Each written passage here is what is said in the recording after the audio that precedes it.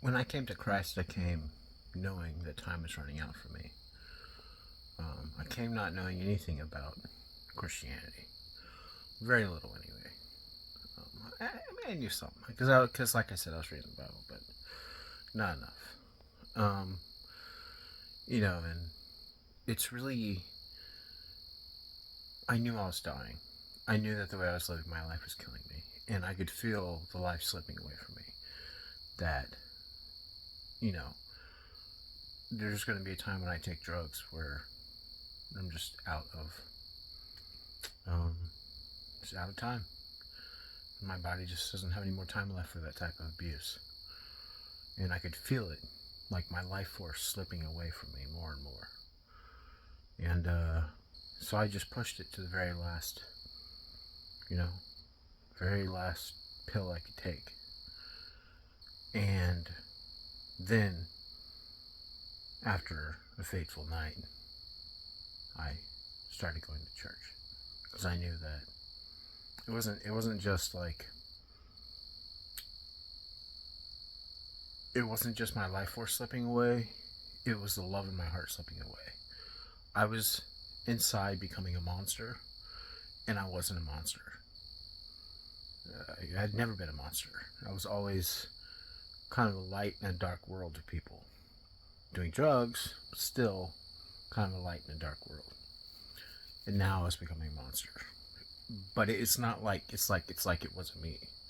It was like I'm having something taking over control of my body because I just don't have any strength left because I keep giving myself away, right?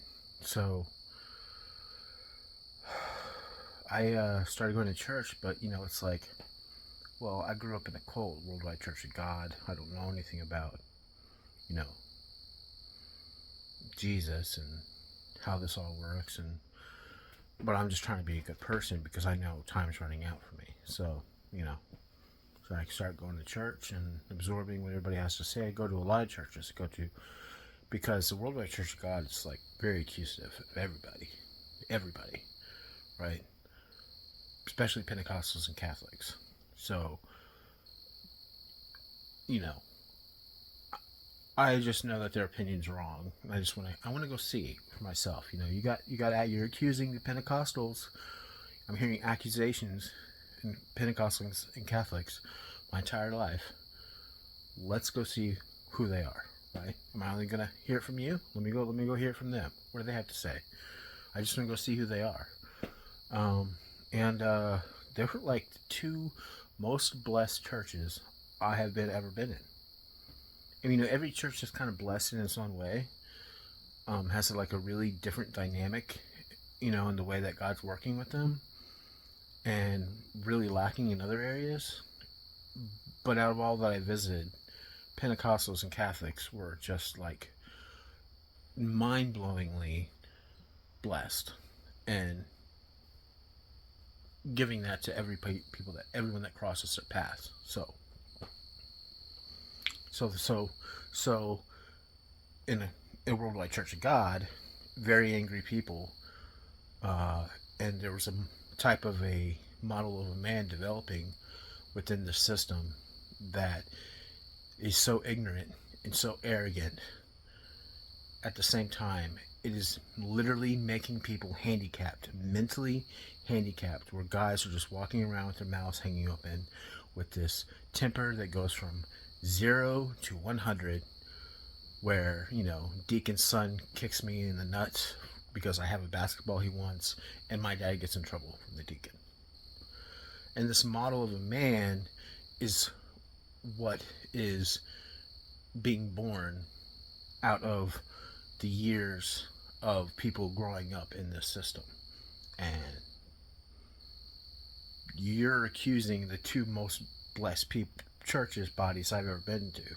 So, you see there's a pattern there, right? There's obviously a pattern there. Coming, I don't know what I'm supposed to do. I don't know how I'm supposed to think. My brain I have just abused it so much and isolated myself so much into this world. I'm just like so immature, so distorted, so childish, you know, and I'm coming like completely broke and trying to be a good person based on like what I have. I don't have anything, you know, and so I'm coming off really big and really awkward, and I mean, eventually, after a lot of practice in this one area, I started becoming a lot more graceful. And what that is that I've had this constant like pain in my heart. There's like a difference between the good in me and the bad in me. And even though when I try to do good, I'm awkward and sometimes I'm doing worse, there is still this distinction. There's something I'm actually feeling that I am constantly working on because I felt that that's what was killing me. And so I'm constantly trying to collapse like this hole, right? And the more and more I work on that, the more and more graceful that I'm becoming. So I knew these people were better than me. They are better than me. I'm happy they're better than me because I can become a part of their family and escape death and have comfort inside of myself. And so I spent a lot of time at church and with church people because that's where I want to be. I just want to be there, man. I don't want to be doing my life anymore. I just want to go be with these people. So, and I used to visit a lot of churches and just seeing what everybody had to say. Lutherans, what I eventually decided, like if I actually was going to go to a church, of all the churches I went to, even though Catholics and Pentecostals were honestly like the most blessed, that they just seem to have the most to offer.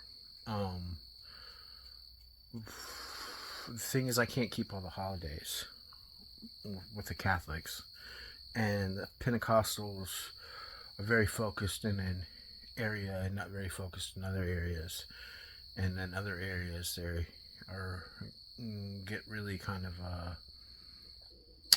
clumsy in that I need to be working in. It may have helped if I would have stayed, with them and helped them, but I'm doing. There's just so much going on. It's like I never was able to actually have the luxury to think of things that way. Beyond, just what I want out of my spiritual life, of living life. There's so much going on, so many responsibilities that I'm taking up because I'm the only one capable in solving. Well, it's like there's no one else around solving problems that I see, and it's like, well, I'm here, and I get kind of consumed in that. They're better people than me. I don't, need anything for myself at this point. I had exhausted myself on worldly things, on drugs, on alcohol, and sex, on just living life the way that I wanted to live until I just didn't have anything left to give to that. And so I basically like done. I don't have to have any particular thing in life. I don't have to be rich. I don't have to be poor. I don't have to, be a part of anything. I just need to fix myself and to fix the world I'm living in. And it's not, how do I put this? It's a very touchy area. This is a very touchy dynamic, especially in Christian culture. Jesus came eating and drinking wine, but he's not a drunkard, right? Why was Jesus raised from the dead?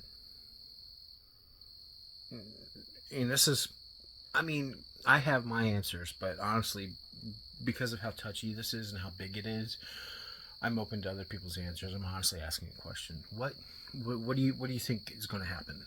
That as far as the progress of making it to Earth 1 to Earth 2, Jerusalem 1, Jerusalem 2, to why was Jesus physically raised from the dead? Why is that even necessary? How do you think that, is it just going to, everything's just going to go up in a fire and we're going to be like fiery creatures, and we basically just kind of exist as spiritual concepts and we don't have anything material at all? Or do you think it's going to be a transition and heaven's going to take over the physical space and everything is eventually going to be perfect with what we have now? You don't have to think about one certain way. There's a lot of different ways that you can think about it. And if you think about um, the experience of a person in relation to these big concepts, uh, there's a lot of different ways you could think about it. Right. So I personally think that, like, we're still going to have, like, matter, you know? We're still going to have, like, wine. Jesus said, I won't drink from the cup until, um, I don't want to get it wrong. You feel free to look it up. Until the kingdom comes, I think. He's not going to have any more wine, so that means he's out in outer space somewhere, still not drinking wine. Um, until all is fulfilled. I don't remember what he said. So he's not going to drink wine. So there's a lot of evidence to me that points to, like, we're still going to have this. It's just going to be a fresher version of this, a more relaxing, calm, loving, peaceful, mature, excellent version of this, right? And uh, and you think about, do you know the mechanisms? It says we're going to be given new bodies. Do you actually know how this is going to occur? Because, you know, you read these things and you may have, like, an idea in your mind. It's like poof, like magic, right? But it doesn't say that. It says a twinkling of an eye that will be, you know, but this is this doesn't have to be the same events in the sequence in which this is occurring. It, if this is God we're talking about, this can be a very long, drawn-out process over millions, billions of years. And what's that in the scope of eternity? It's nothing. It's nothing. It doesn't matter how long it is. It's nothing. Nothing. Anything compared to eternity is nothing. It is not possible for it to ever really be anything great, because eternity is eternity. You know. So basically, the way people think about problems, you know, they think, I can't drink wine. It's sinful for me to drink wine. Baptists are like that, right? I didn't even know that, and I was going to a Baptist church, and that was like the main church I went to was a Southern Baptist church, and they were like, one guy was like, "Oh yeah, we don't drink here," but I had been there for like 2 years. And I'm like just now like finding that out. I kind of knew that, but I didn't like connect it to them. Like, oh, I drink. I drink wine. So we have to handle these concepts. The words say something. We're not necessarily handling them in what they mean fully, but you know, as you progress, when you actually do what Jesus says, and that's what you're doing instead of something else, you're becoming more in tune and maturing with what he meant, because you're making mistakes and you're being corrected and correcting yourself, and you get a clearer and clearer and clearer picture of what all this means, and that's inevitably what has to happen. So you can never like really say, like, you know, your interpretation of the Bible is what it is and what everybody else should follow, because you have to know that you're growing up right. You have to know that you're getting better. How are you getting better if you're perfect? So you don't have it right. Right? You don't. I don't have it right. We're all still learning, right? What I eventually realized was, during a very troubling time when I just felt kind of crushed and I don't really know like how I'm going to change my circumstances, and I'm doing everything I know to do, you know, I'm praying like I learned from, I picked up from how the Pentecostals pray. And that took me very far, and I'm doing everything that I know how to do right, and I'm just becoming more and more and more overwhelmed. And I was laying in bed one night, and by this point, I'm a data scientist, an engineer. I'm a scientist in general. It's just how I think. I've always been that way, but but I'm pretty skilled now. Compared to a lot of people and compared to what I used to be, I'm pretty skilled. So I'm laying in bed and I don't really know what to do, because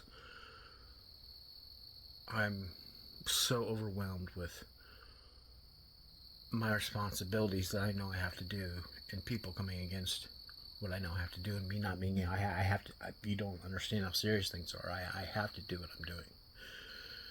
And I had a vision in my head of something that would never happen. Never happen. And like when what I was saying is that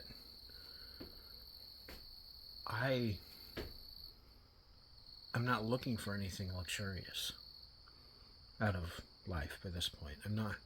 I don't have to have nice food. I don't have to have nice clothes. I don't have to have luxury. I'm just working. I'm a very like hard-nosed scientist now. I don't need anything. I just solve problems. That's all I've been doing since 2004, since this started. When I walked away from my life. It's just solving problems, getting better and better and better at solving problems. But you don't know, like, the way you're thinking about things, what you're actually neglecting, and what you're actually turning one thing into something that is something that God meant for us to have something else, right? And you're actually defacing things that God gave us, and or they have been defaced, and the culture that you're in, you're just not thinking about them. And it's kind of great if, like, especially if it runs into areas like drinking wine. You don't have to have wine. You don't have to have wine, but simultaneously you need to have like a mature concept of, okay, well, people can have wine, right? You don't need to be judging people for drinking wine. So you can live your life like that, but as you mature and as you progress, we're progressing along a pattern, right? And because I'm a data scientist and I deal with these types of things all the time, when I had this vision in my head of something that would never happen, basically it meant something to me along this pattern. The way that it was framed is that it would never happen here. But along the pattern, after a very long time, after people are doing well for each other for a very long time, maturing and maturing and maturing and maturing and maturing and maturing, maturing, maturing, and maturing, and what I estimate to be thousands of years, literally thousands of years. Now, this situation may occur, but I can't talk about it.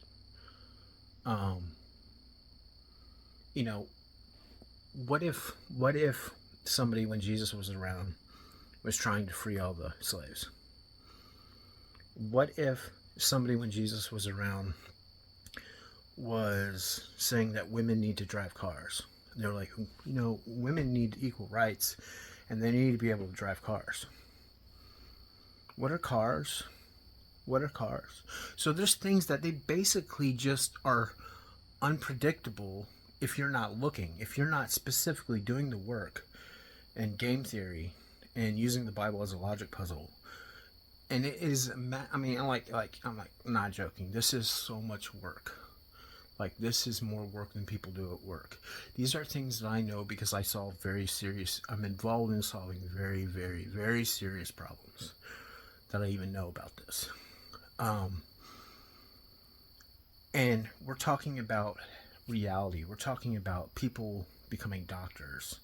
The fact that how, education has matured, and, work from philosophers thousands of years ago are now things that they teach in elementary school, and things were built upon that, right? This is very raw, very serious work. You can't guess, right? You're not going to be able to guess. You have to actually do tons and tons and tons and tons and tons of work.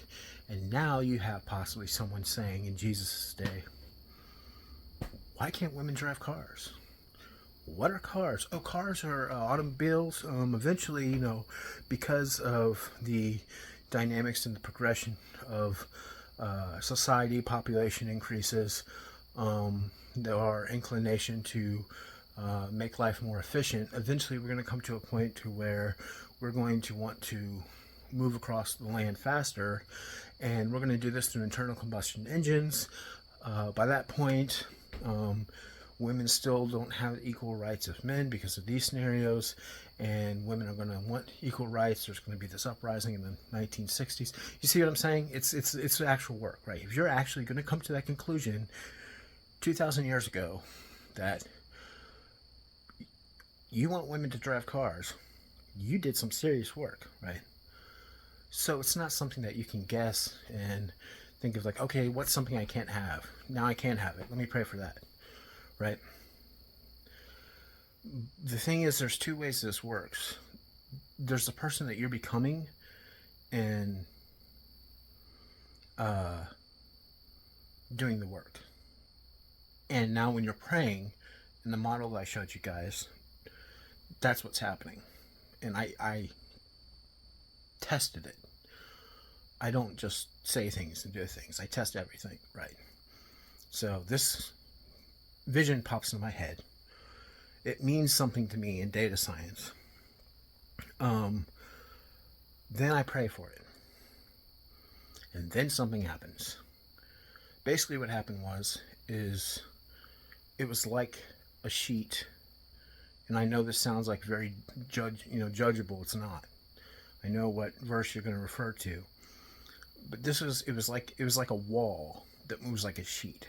It was like a wall that moves like this, coming down over everybody.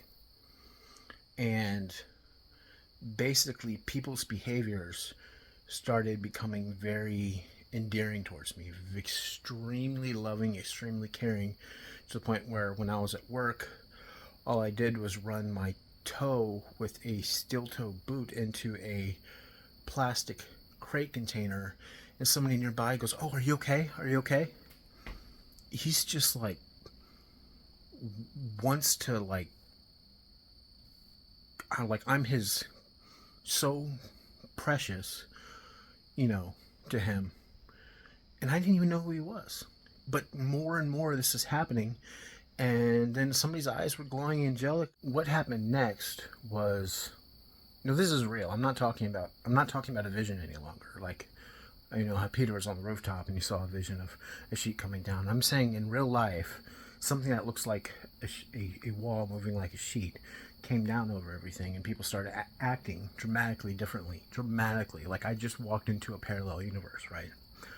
Then what happened was, it was like these forms, that looked like they have personalities of religious figures, stood up, and then they started like projecting themselves outward and their understanding, and it was like this massive grid of religious leaders that were objecting to